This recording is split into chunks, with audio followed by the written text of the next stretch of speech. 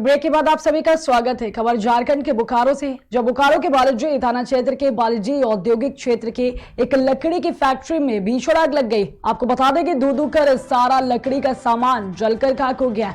वहीं अस्थायी लोगों ने दमकल विभाग को कॉल किया, फिर भी दमकल मौके पर नहीं पहुंच पाए। इसी बीच जहां जालबिया की एक फायर ब्रिगेड की गाड़ी ने आकर आग पर काबू पाने की कोशिश की और अंत में आग को बुझाया गया है।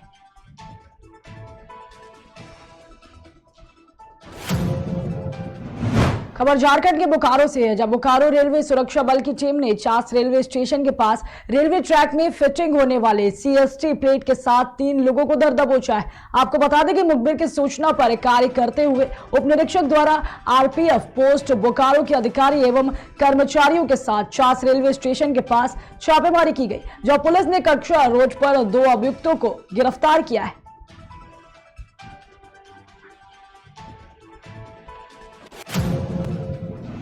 खबर फर्रुखाबाद से है, जब पुलिस प्रशासन की मुस्तैदी के बाद भी बदमाशों के हौसले बुलंद नजर आ रहे हैं। आपको बता दें कि कुछ चोर दिन दहाड़े एक घर में चोरी की नीयत से घुसे। बदमाशों ने मौजूदा लोगों से बंदूक की नोक पर पशु चोरी की घटना को अंजाम दिया। इसके साथ ही बदमाशों का शोर शराबा सुनकर ग्रामीणों ने बदमाशों को पकड़ने की कोशिश की, लेकिन उसके बाद में बदमाशों ने ग्रामीण के ऊपर ताबड़तोड़ फायरिंग कर दी। सूचना मिलते ही मौके पर पहुंचे टूंडला क्षेत्राधिकारी व प्रभारी निरीक्षक CCTV कैमरे की मदद से आरोपियों की तलाश कर रहे हैं। सवेरे आए 4:30 बजे टके तो 2 को घुसे चले आए और 3 रह गए गाड़ी में सड़क पे। घुस कैसे आए? मतलब गेट खुला हुआ था? गेट खुलाओ, सवेरे आओ तो गेट खुलाओ। अच्छा। हाँ, आधा गेट खुलाओ आधा बंद हो तो खड़ेरा बन रहा है और बैजू फटिया पे तो लली बोली है कि अम्मा जी कोड देख लियो। मैंने कहा है कि अच्छा बताओ सोई मोटा गोली दे दी वाले और फिर ये कोनी गई है तो घटिया दे गई। मोड़ी आई है तो मोड़ी घंटे खींच के ले गया भीतर अंदर है मोड़ी में दइए ला मोड़ी घटिया पे रह गई। एक बैठी है सिराने और ऐसे ले जाके और फिर गाड़ी में डाल दी और ना घुसी तब ये काम पोकर में करिए क्या सुबह 4:30 की बात हुई है। जब मेरे घर तक बात पहुंची 2 बच्चे घर पहुंचे, जब लौट कर चोर आ गए तो वहां से हमको डंडा लेके भागे। फिर यहाँ के हमने देखा बदमाशों ने मतलब भैंस गाड़ी डाल, लेकिन 2 लोग अंदर थे। जब मैं मौके पर पहुंचा तो उन लोगों ने फायरिंग की। क्या फायर हुए थे? 2 फायर हुए यहाँ पे, एक रास्ते हुआ है 3 हुए। 3 फायर टोटल। कारतूस के खाली रखा होता है पुलिस वाले को कारतूस में। जब मैंने मौके पर यहाँ पे देखा तो उन्होंने फायर किया, हवाई फायर किया और उनसे मैं पूरा हट गया वहां से। तो जैसे घर में निकल गए, वो निकलने के बाद अपने गाड़ी वाले चढ़ के भाग गए। कितने लोग थे? 7 लोग। कुछ ले गए? कुछ नहीं ले गए। फिर पुलिस आई आधे घंटे बाद। थाना टूंडला क्षेत्र में ग्राम मोहम्मदाबाद में प्रवीण कुमार के घर पर सुबह कुछ चोर आ गए थे, जो उनकी भैंस को चोरी कर लेके जा रहे थे। उसमें गांव के लोग जग गए तो उन्होंने शोर मचाया तो बदमाश मौके से फायरिंग करते हुए भाग गए। इस संबंध में मुकदमा दर्ज कर लिया गया है। CCTV कैमरे देखे जा रहे हैं, सर्विलांस का भी सहारा लिया जा रहा है। पुलिस को लीड मिल चुकी है, जल्दी इनके खिलाफ सख्त कानूनी कार्रवाई की जाएगी। उत्तर प्रदेश के हापुड़ में हापुड़ जिलाधिकारी प्रेरणा शर्मा के निर्देश पर गढ़मुक्तेश्वर तहसील में संपूर्ण समाधान दिवस का आयोजन किया गया। आपको बता दें कि संपूर्ण समाधान दिवस फीका रहा। इसके साथ ही शिकायतकर्ता अधिकारी वहां बैठे, जिसके साथ ही गढ़ तहसील की अफसरशाही मौजूद रही, जहां पर गढ़मुक्तेश्वर SDM विवेक कुमार, तहसीलदार सुनीता सिंह, CO स्तुति सिंह, अधिकारी लोग मौजूद रहे।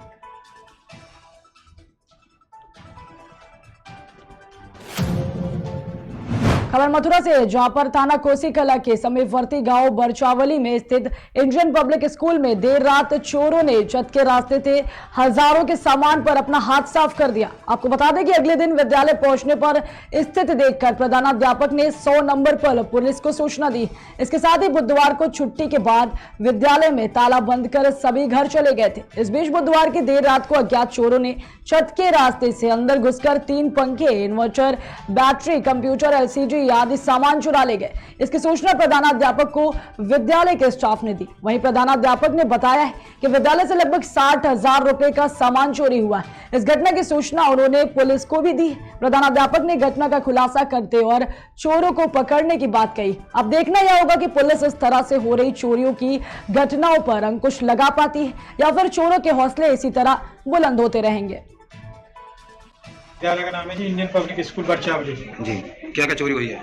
इसमें 4 पंखे हैं जी और इन्वर्टर है 1 किलोवाट का, 2 कंप्यूटर है जी, यही सामान है। कहाँ से चढ़े हैं चोर? ऊपर से, छत से। कुछ अंदाजा लगा कौन थे क्या थे? कुछ कोई अंदाज नहीं लगाया जी। अभी नहीं लगाया। इसकी सूचना आपने पुलिस को दे दिए? पुलिस को दे दी। पुलिस मौके पर आई अभी नहीं आई? अभी आई नहीं है, आ रही है। तो कितने हजार रुपए का नुकसान समझो आपका? ऐसा समझो 61,000 रुपये का साथ।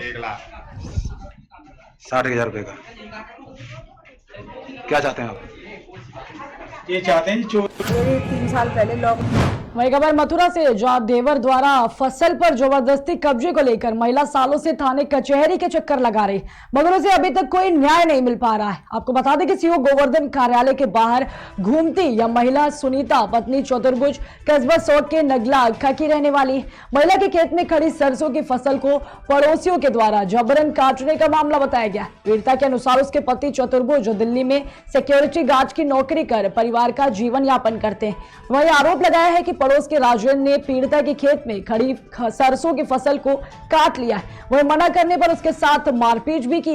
इसकी शिकायत लेकर पीड़िता थाने पहुंची और फिर सौक चौकी पुलिस चौकी पहुंची, जहां पर चौकी के इंचार्ज संदीप ने महिला को वहां से भगा दिया। वही पीड़ित महिला सीओ के कार्यालय पहुंची, जहां पर होली ड्यूटी के चलते सीओ से पीड़िता की मुलाकात नहीं हो पाई। मेरे 3 साल पहले लॉकडाउन में मेरे देवर ने राजेंद्र सिंह ने मेरी सारे गहने वगैरह निकाल लिए थे, चोरी कर लिए थे। मैं दिल्ली रहती हूँ, सारे बच्चे और हम लॉकडाउन में यहाँ आए थे तो उन्होंने सारे गहने वगैरह चोरी कर लिए थे। इसके बाद में हमने घर और खेती मांगी तो वो हमारा हिस्सा नहीं दे रहे हैं, ज़बरदस्ती कब्जा कर रहे हैं। पिछले साल भी ज़बरदस्ती की और इस साल मैंने अपनी खेती में सरसों बोई है आदि में, तो वो दे नहीं रहे, लेके जा रहे हैं सरसों को इकट्ठा करके। अभी पर आपने कहीं शिकायत की है इसकी? जी मगुर्रा थाने में शिकायत की है और सौंक में की है शिकायत मैंने। क्या कह रहे हैं? वो बोल रहे हैं कि आधा आधा कर लो, हम झगड़ा सुलटाते हैं और हम SDM साहब करेंगे जमीन का फैसला।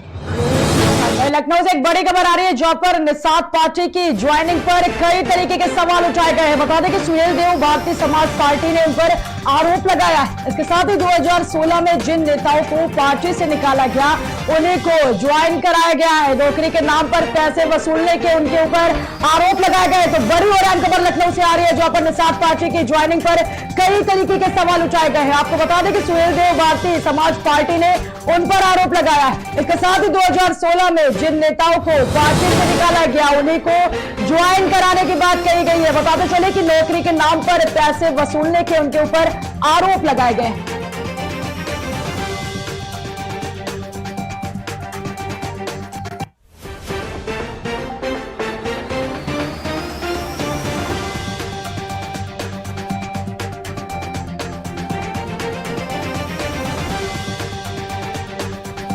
निषाद पार्टी की ज्वाइनिंग पर कई तरीके के सवाल उठे हैं। बता दें कि डॉक्टर संजय निषाद के ऊपर सवाल उठाए गए। वही सुहेल देव भारतीय समाज पार्टी ने उनके ऊपर आरोप लगाया है, जहां पर 2016 में जिन नेताओं को पार्टी से निकाला गया था उन्हीं को ज्वाइन कराने को लेकर बात कही गई। बता दें कि नौकरी के नाम पर पैसे वसूलने को लेकर उनके ऊपर आरोप लगाए गए।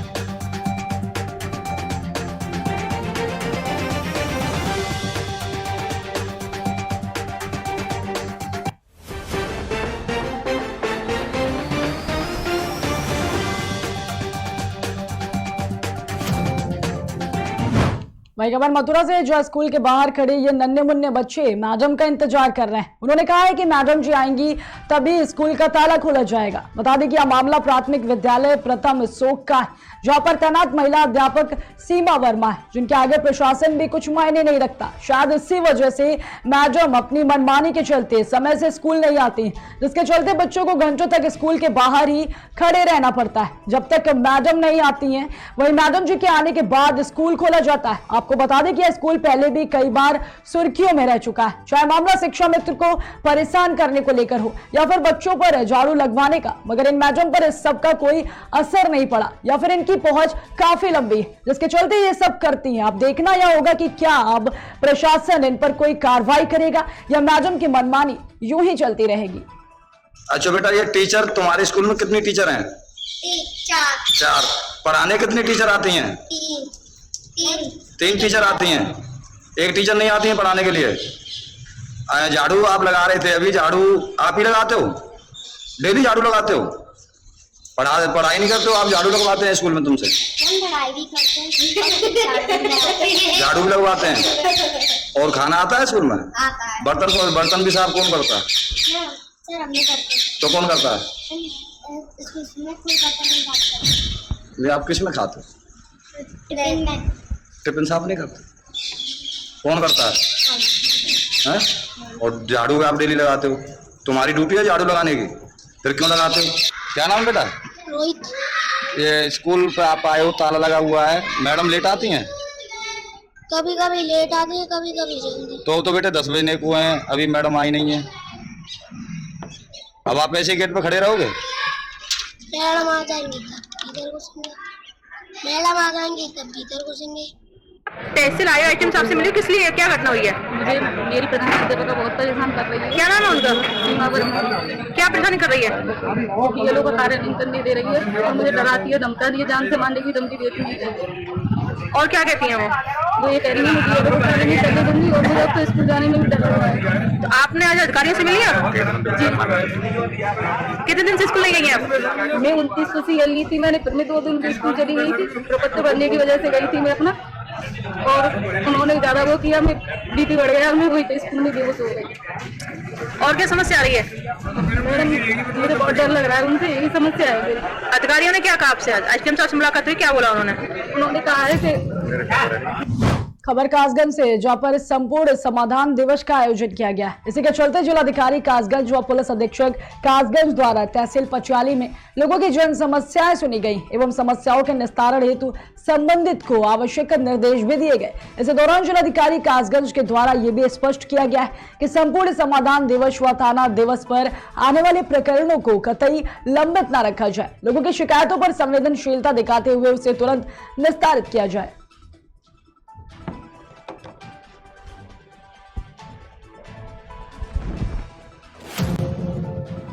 खबर हमीरपुर से, जो जनपद की सबसे पिछड़े तहसील सरीला को लगभग 2001 से 2002 में तहसील का दर्जा प्राप्त हुआ था। इस मौके पर आज जिले में संपूर्ण समाधान दिवस के अवसर पर तहसील परिसर में जिलाधिकारी द्वारा विशाल तिरंगा लगाया गया। इस मौके पर तहसील का स्टाफ, उप जिलाधिकारी, तहसीलदार सहित लेखपाल सभी लोग पूरी यूनिफॉर्म में नजर आए।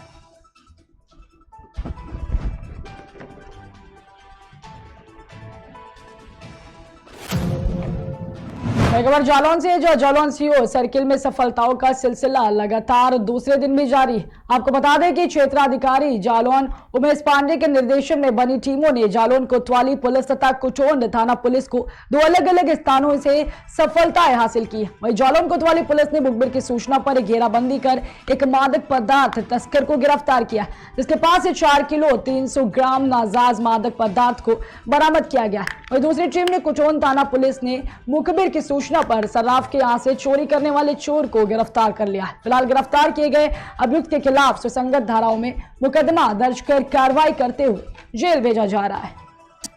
आपके सीओ सर्किल में 2 स्थानों पर अलग अलग सफलताएं मिली हैं, क्या वो सफलता है और क्या कार्रवाई है? एक प्रकरण थाना जालौन का है, जिसमें खर्रा निवासी एक व्यक्ति को खर्रा से 4 किलो 300 ग्राम गांजा के साथ गिरफ्तार किया गया और उसको विरुद्ध आवश्यक कानूनी कार्रवाई की जा रही है। दूसरा प्रकरण थाना कुठौन का है, जहां पूर्व में एक सुनार के यहाँ चोरी हुई थी, उससे संबंधित एक चोर को गिरफ्तार किया गया है, उससे चोरी गया माल बरामद किया गया। आपके सीओ सर्किल वही खबर छत्तीसगढ़ के जांजगीर चांपा से, जो जांजगीर कलेक्टर ऋचा प्रकाश चौधरी पैदल ही शहर भ्रमण में निकली। उन्होंने पूरे 2 घंटे तक जांजगीर के अलग अलग वार्डों, गलियों और शासकीय स्थलों का निरीक्षण किया। इस मौके पर कलेक्टर ने जांजगीर शहर के गली मोहल्ले में घूम कर जनता की समस्याओं का जायजा लिया। वही शहर की व्यवस्थाओं को बेहतर बनाने के लिए अधिकारियों को निर्देश भी दिए। आज कलेक्टर मैडम के नेतृत्व में समस्त जिला प्रशासन साथ में नगर प्रशासन की टीम आज सड़क पर थी। हम लोगों ने पूरी समस्याओं का जायजा लिया है और जो भी इसमें सुधार कार्य है उसके लिए रणनीति बनाने के लिए मैम ने निर्देश दिया। बीटीआई चौक से लेकर कचहरी चौक से नेताजी चौक, बुधवारी चौक, इसके अलावा सांस्कृतिक भवन इत्यादि जो हमारे शासकीय बिल्डिंग्स हैं उनका मैडम ने जायजा लिया है, उसमें आवश्यक सुधार करने के लिए निर्देश दिए। उनको सही तरीके से विस्थापित करने के लिए मैंने निर्देश दिया हुआ है, जिस पर अभी रणनीति बनाई जाएगी। आज कलेक्टर मैडम के नेतृत्व। आगरा से एक बड़ी खबर आ रही है, जो अग्निवीर सेना भर्ती प्रणाली में बदलाव किया गया है। आपको बता दें कि पहले ही ऑनलाइन कॉमन एंट्रेंस एग्जाम देना होगा। कॉमन एंट्रेंस एग्जाम के बाद ही अब शारीरिक तौर से परीक्षा करवाई जाएगी। इसके साथ ही ज्वाइन इंडियन आर्मी साइट पर कई तरीके के बदलाव किए गए हैं। 16 फरवरी से 15 मार्च के बीच कभी भी रजिस्ट्रेशन किया जा सकता है। तो बड़ी खबर आ रही है आगरा से, जॉब पर ऑनलाइन कॉमन एंट्रेंस एग्जाम अब पहले देना होगा। बता दें कि अग्निवीर सेना भर्ती प्रणाली में बदलाव किए गए, जहां पर कॉमन एंट्रेंस एग्जाम के बाद ही अब शारीरिक परीक्षा करवाई जाएगी। इसके साथ ही ज्वाइन इंडियन आर्मी साइट पर भी कई तरीके के बदलाव किए गए। 16 फरवरी से 15 मार्च के बीच अब कभी भी रजिस्ट्रेशन किया जा सकता है।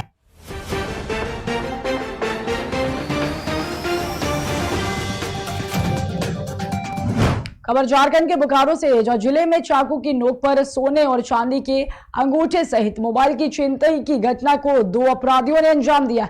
वह लूट की घटना को अंजाम देकर अपराधी मौके से फरार हो गए। सूचना मिलते ही सेक्टर 4 थाना की पुलिस आनन फानन में मौके पर पहुंची, जिसके बाद पुलिस अब मामले की छानबीन में जुट गई। यह घटना बोकारो के सेक्टर 4 थाना क्षेत्र की बताई जा रही है। डेली मैं 5:30 बजे मॉर्निंग वॉक के लिए निकलता हूँ पत्थरकट्टा चौक की तरफ अपने आवास से। आज भी जा रहा था। 5:45 के आसपास जब मैं मोरलेस सर्कस मैदान के आसपास था तो अचानक से मेरे गले में गमछा डाल के खींचा गया तो मैं गिर गया नाली में। और उसके बाद दूसरा एक और आदमी बड़ा सा चाकू निकाल के मतलब गले के पास लगा दिया। फिर ये दोनों मुझे खींचते हुए कोने में ले गए, जो एक्सचेंज और SRU के पीछे का कोना है। वहां ले जाके उन लोग मुझे पूरा चेकिंग किए तो फिर 2 अंगूठी उनको मिली, वो दोनों अंगूठी निकाल लिए। फिर मोबाइल खोजने लगे, फिर मोबाइल पॉकेट में नहीं देख के वो लोग जहां हम नाली में गिरे थे वहां एक आदमी चाकू लेके मेरे पे खड़ा रहा, दूसरा जाके वहां से मोबाइल लेके आया। उसके बाद मुझे बोला गया कि इसमें से सिम निकाल लो। तो मैंने कहा कि ये बगैर पिन के नहीं निकलने वाला है, लेटेस्ट वाला मोबाइल है जिसमें पिन लगाने पे सिम ट्रे निकलता है। ये कि ये सुबह टहलने के क्रम में टहलते हुए जा रहे थे आगे कट्टा को, और 3 आदमी अज्ञात आया और धकेलते हुए ले आया। यहाँ कौन जगह है? BRL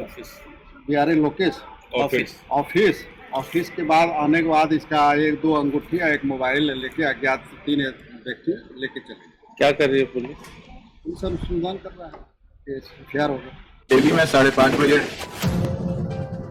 खबर जनपद फर्रुखाबाद से, जो फर्रुखाबाद सदर विधायक मेजर सुनील दत्त द्विवेदी को नगर फर्रुखाबाद का बेहतर ढंग से विकास कराने की बहुत बड़ी चिंता है। उन्होंने सदन में फर्रुखाबाद नगर के सुंदरीकरण की मांग जोरदारी से उठाई। इसके साथ ही द्विवेदी ने सदन फर्रुखाबाद नगर पालिका को स्मार्ट नगर पालिका घोषित करने की मांग की है। जिस प्रकार से हमारे उप मुख्यमंत्री एवं स्वास्थ्य मंत्री जी ने अपना बजट प्रस्तुत किया है, मान्यवर, इसमें वही परिवार का भाव है कि पूरे उत्तर प्रदेश के 25 करोड़ की आबादी हमारा अपना परिवार है, हमारे अपने भाई बहन है। कहा जाता है कि हेल्थ इज वेल्थ, स्वस्थ तन में ही स्वस्थ मन का निवास होता है। इसलिए आवश्यक है हमारा मन स्वस्थ हो, उससे पहले हमारा तन स्वस्थ हो। यही भाव है और यही संकल्प है हमारी माननीय योगी जी के सरकार का और इस स्वास्थ्य मंत्रालय का कि हम पूरे उत्तर प्रदेश को एक परिवार के रूप में माने और कैसे यहाँ के लोग निरोग रहें, कैसे उनका उपचार हो, कैसे उनकी उपयुक्त चिकित्सा हो, इसकी इस बजट में चिंता की गई है। मान्यवर, 2017 से पहले जो स्थिति उत्तर प्रदेश में रही है ये किसी से छिपी नहीं थी। अस्पतालों में अव्यवस्था थी, डॉक्टर्स आते नहीं थे, दवाई मिलती नहीं थी, उपकरण मिलते नहीं थे। अगर उपकरण थे तो वो खराब थे, उनकी रिपेयरिंग नहीं होती थी, अस्पतालों की सफाई नहीं होती थी। लेकिन उसके बाद जिस प्रकार से माननीय योगी जी की सरकार में व्यवस्था को सब सुव्यवस्थित किया गया, जो डॉक्टर्स के तबादले हुआ करते थे मनमाने और मनचाहे ढंग से, उनको रोका गया। जो स्टाफ को चार्ज दे दिया जाता था मनमाने ढंग से, उसको रोका गया, निगरानी की गई। और जो दवाइयों में घपले और घोटाले होते थे, जो उपकरणों में घपले और घोटाले होते थे, उसको रोकने के लिए हमने एक मेडिकल कॉर्पोरेशन का गठन किया। हमने मान्यवर जेम पोर्टल के माध्यम से टेंडर्स किए और उसी का ये परिणाम है कि आज बहुत उच्च क्वालिटी के उपकरण उत्तर प्रदेश में आए हैं, उच्च कोटि की दवाइयां उत्तर प्रदेश में मिल रही हैं, एक्सरे भी हो रहे हैं। पूरा देश इस बात की सराहना करता है जो माननीय योगी जी के नेतृत्व में स्वास्थ्य विभाग ने काम किया कोविड में, कि आज योगी जी की सरकार में पूरे उत्तर प्रदेश में उजाला है। लेकिन रोशनी इन्हें दिखाई कैसे दे जब इनके चश्मे का रंग ही काला है। मानव जो कोविड काल में उत्तर प्रदेश सरकार ने काम किया है वो किसी से छुपा नहीं है। पूरे देश में अगर कहीं भी मोर्टेलिटी रेट सबसे कम थी तो वो हमारे उत्तर प्रदेश में थी।